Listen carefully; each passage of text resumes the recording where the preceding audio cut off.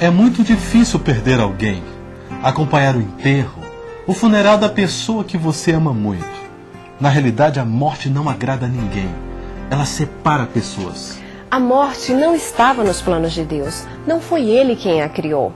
Ela foi uma consequência do pecado que o próprio inimigo de Deus lançou para mostrar como funcionaria se ele estivesse dirigindo todas as coisas. Mas Deus, através de sua misericórdia, tem uma palavra muito mais bonita para aqueles que sofrem a perda de alguém. Quando o apóstolo Paulo escreveu sua carta aos Tessalonicenses, ele deu um conselho muito precioso para hoje. Não quero que vocês se entristeçam com respeito aos que já dormem. Ele compara a morte a um sono. E Deus não se preocupa quando alguém dorme esse sono. Na Bíblia também existe uma promessa para os que dormem em Cristo, para os que entregarem a sua vida, o seu coração, tudo o que tem nas mãos do Senhor. Eles serão ressuscitados, ou seja, vão voltar a viver algum dia chamados por Deus. Conhecendo o que a Bíblia ensina, não dá para aceitar que depois da morte de uma pessoa, ela vai para outro lugar e fica olhando para os seus queridos aqui na terra, interferindo naquilo que acontece ou sofrendo em algum lugar. Deus seria muito injusto se isso acontecesse. Você entendeu? A morte é apenas um momento na vida daquele que tem a existência nas mãos do Senhor. Fique com o Senhor, ande com Ele e tenha essa esperança para sempre.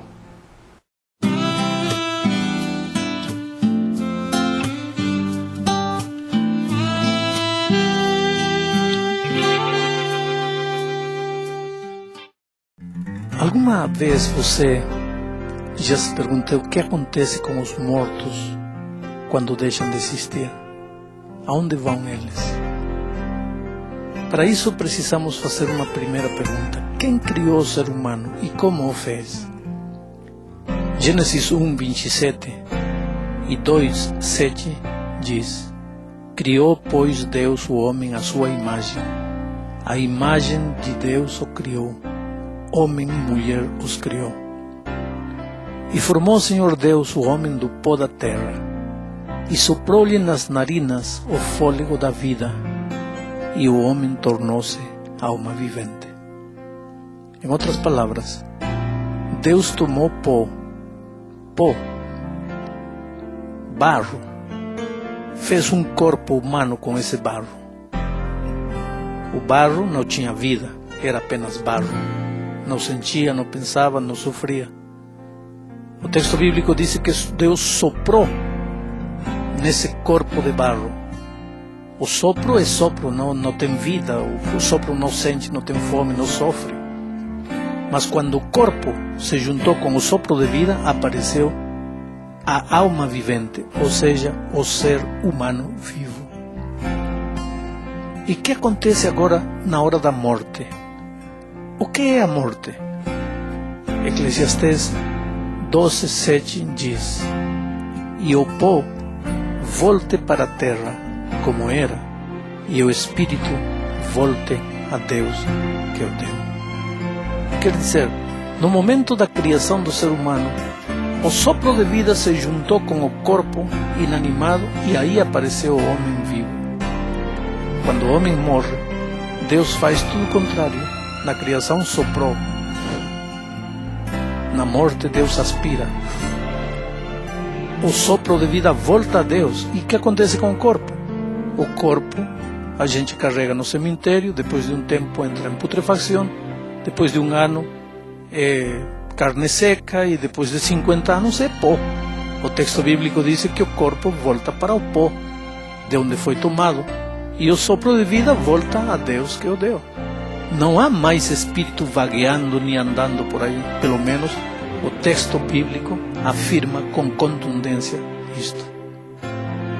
Com que comparou Jesus a morte? São João 11, 11 e 13.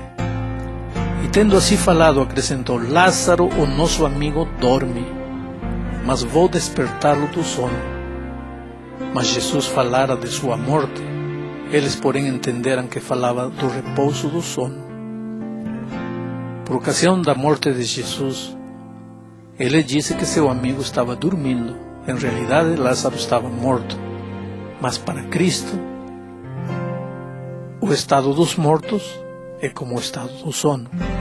O morto nada sabe, simplesmente descansa esperando despertar. Assim também, aqueles que morrem, dormem, não têm consciência de nada do que acontece em volta deles. O que sabem os mortos? Eclesiastés 9, 5 e 6 dizem: pois os vivos sabem que morrerão, mas os mortos não sabem coisa nenhuma, nem tampouco têm eles daí em diante recompensa, porque a sua memória ficou entregue ao esquecimento. Tanto o seu amor como o seu ódio e a sua inveja já pereceram. Nem têm eles daí em diante parte para sempre em coisa alguma do que se faz debaixo do sol. Ora, se aqui a Bíblia afirma que o morto não sabe nada, não tem participação em nada que acontece neste mundo, já não tem ódio, já não tem amor, já não tem inveja, então como é que alguém pensa que quando o homem morre, seu espírito sai vagueando por aí, assustando as pessoas ou conversando com os que estão vivos? Como? Não pode ser o espírito do morto, porque a Bíblia diz que quando o homem morre, o sopro volta a Deus e o corpo volta para a terra. O que acontece com a alma quando o homem morre? Ezequiel 18:4 diz: eis que todas as almas são minhas, como o é a alma do pai, assim também a alma do filho é minha.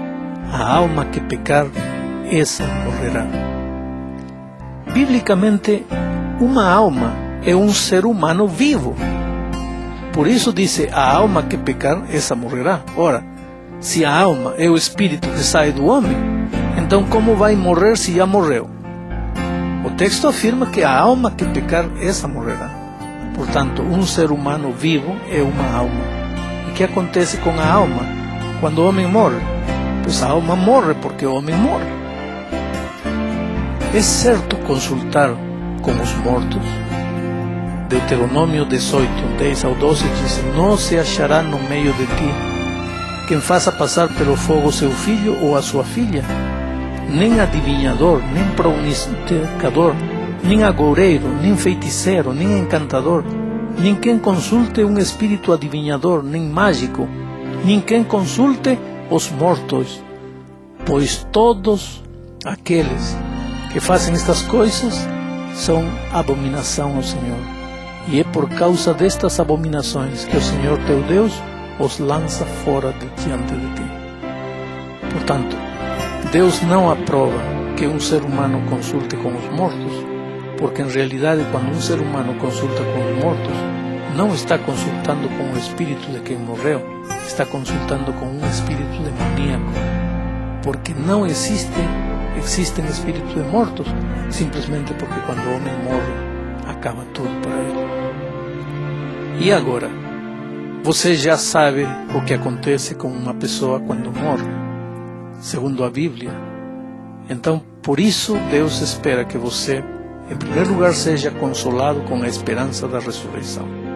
Ora, se um ser querido seu morreu, ele está dormindo. Até quando? Até o dia da volta de Cristo, porque naquele dia os mortos em Cristo ressuscitarão. Em segundo lugar, você precisa crer em Jesus, porque somente ressuscitarão aqueles que creem em Jesus. Em terceiro lugar, você precisa perseverar até alcançar a verdadeira imortalidade que Deus vai dar. Romanos 2,7 diz isso, a saber, a vida eterna aos que, com perseverança em favor do bem, procuram glória e honra e incorrupção.